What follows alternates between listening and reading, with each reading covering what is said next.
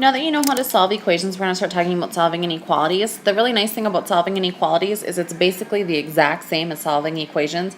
So if you're asking yourself, what's an inequality? The only difference is it's going to use either less than, greater than, less than or equal to, or greater than or equal to. So notice if you aren't familiar with the names of those symbols, please make sure you're adding that into your notes. Couple things to know about inequalities. We're going to graph them on a number line. As long as we have one variable. We will get to a point where we'll have two variables and we'll graph them on an XY coordinate plane. Graph paper is usually what most students refer to that as. Usually you're asked to both solve and then graph your solution. Your solutions are going to be more than one number. For example, if your solution is x is greater than 5, 6 is greater than 5, 6.2, 19, 21.87, 152. There's tons of numbers that are greater than 5. So that's what I mean when I say it's a region of numbers, not just one. And just like before, we do have the possibility of having no solution or having all real numbers being solutions, just like we did when we were looking at linear equations. So first thing, whenever we're graphing inequalities, I think it makes it easier if you read the inequality with a letter first, whether that means reading from left to right or reading from right to left. If it's unnatural to read from right to left, just rewrite your inequality with a variable or the letter first before you do anything else. There's going to be two different ways to graph it, when you're going to see in a moment. If you have a less than or greater than without a line underneath, it's an open circle. If it's less than or equal to or greater than equal to, it's a closed circle. I had a student in the past once say they remembered because the line underneath fills the circle and was how they thought of it. So if that helps you, please think of it like that as well. So example 1, if I want to just graph, so notice I'm not solving yet. If I want to graph the inequality x is less than 4, it always points at the smaller, so x is less than 4. What I'm going to do is notice that it's less than, so I'm going to go ahead and use an open circle. I'm going to use a color other than blue. So I'm going to put an open circle at 4. That means that x can't be 4. But x can be anything, as I read it just a moment ago, anything less than 4. So the numbers less than 4 all fall this way. So I show that it can be anything to the left of 4 by shading to the left of 4. Looking at example 2, if I want to graph this, I'm going to read this as z is greater than or equal to -3. I'm going to read it like that because I read the variable first. If you want to, go ahead and rewrite it. Notice that the bigger part of the inequality is facing z in the original, so it still has to have the bigger part or the opening facing z when you rewrite it.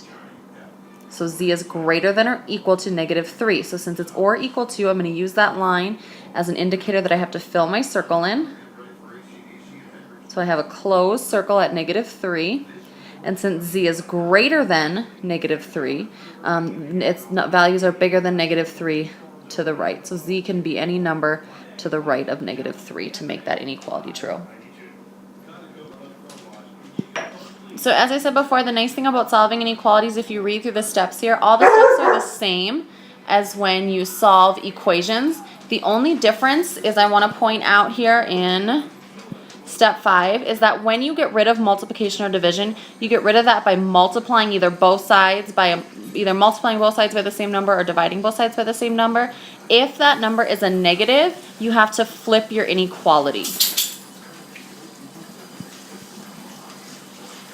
And then also here are the possible solutions when you're solving.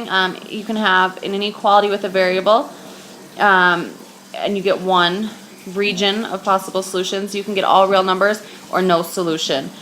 So notice that I've written down here in your notes that example 1 is going to be a situation where you just end up with an inequality in a single variable. Example 2 is going to mimic what it looks like if you get all real numbers as your solution, and example 3 is going to mimic what it looks like for no solution. So let's start by looking at example 1. So notice you're asked to solve and graph it. So once again, I'm going to go through all the same steps that I've went through before when I was solving equations. So I'll start by distributing, since I cannot combine what's inside of my parentheses. So I get 36g minus 12 plus 8 minus 40g is greater than 2g.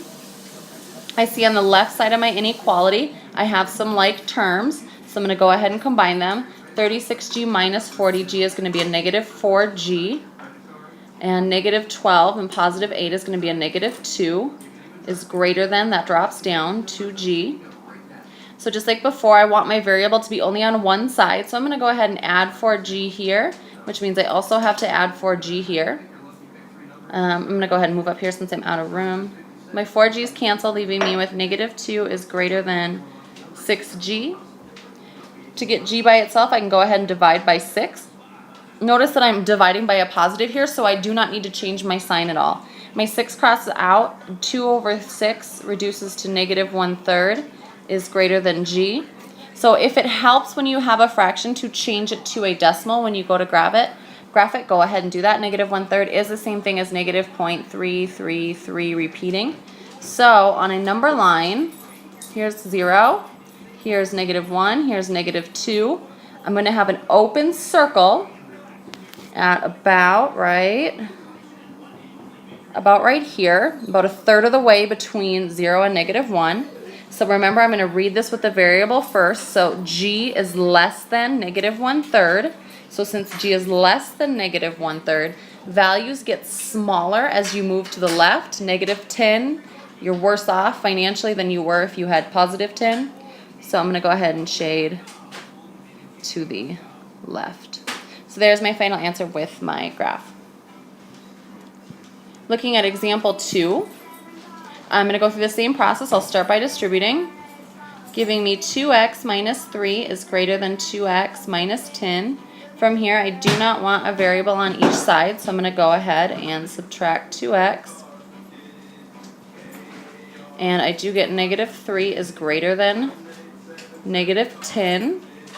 This is a true statement. So remember when we looked at equations, if we got something like -3 equals -10, that's a false statement. But since -3 is in fact bigger or greater than -10, that's a true statement. So since my solution is going to be all real numbers, when I go to graph it, I can just go ahead and show that it's the entire number line. So just darken the whole thing. And then finally, example 3, going through the same process, I'll start by distributing, and then I get 7x plus 6 is less than or equal to 7x minus 28. I'm going to go ahead and subtract 7x from both sides, giving me 6 is less than or equal to -28. Notice that that's a false statement. 6 is not smaller than -28, so that's going to tell me that I have no solution. So the way I would do to graph that is I would draw my number line out, and then I wouldn't do any kind of shading at all. Okay. So those are your 3 possibilities. The majority of them are going to be similar to example 1, where you do get that solution set and you do have to graph that. But just know that there are some other situations that can happen.